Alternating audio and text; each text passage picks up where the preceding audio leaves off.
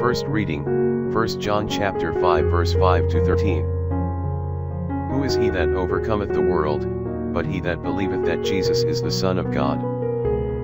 This is he that came by water and blood, Jesus Christ, not by water only, but by water and blood. And it is the Spirit which testifieth, that Christ is the truth.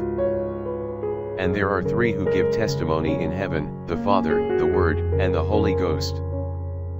And these three are one. And there are three that give testimony on earth, the Spirit, and the water, and the blood, and these three are one.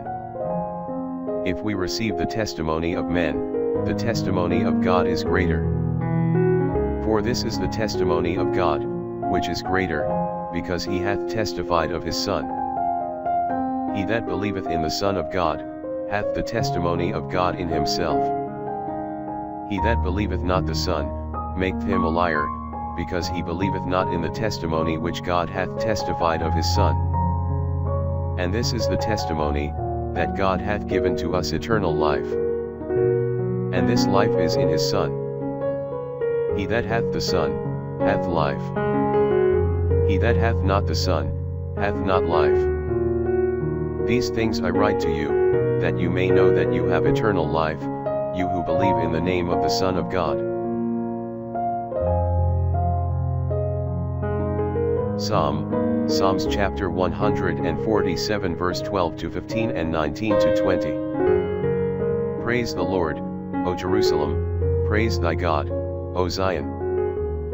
Because he hath strengthened the bolts of thy gates, he hath blessed thy children within thee. Who hath placed peace in thy borders, and filleth thee with the fat of corn? Who sendeth forth his speech to the earth, his word runneth swiftly. Who declareth his word to Jacob, his justices and his judgments to Israel. He hath not done in like manner to every nation, and his judgments he hath not made manifest to them. Alleluia.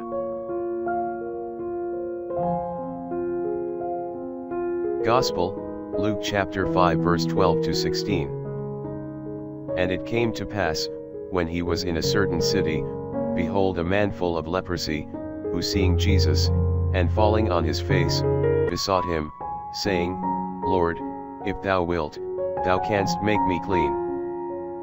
And stretching forth his hand, he touched him, saying, I will. Be thou cleansed. And immediately the leprosy departed from him.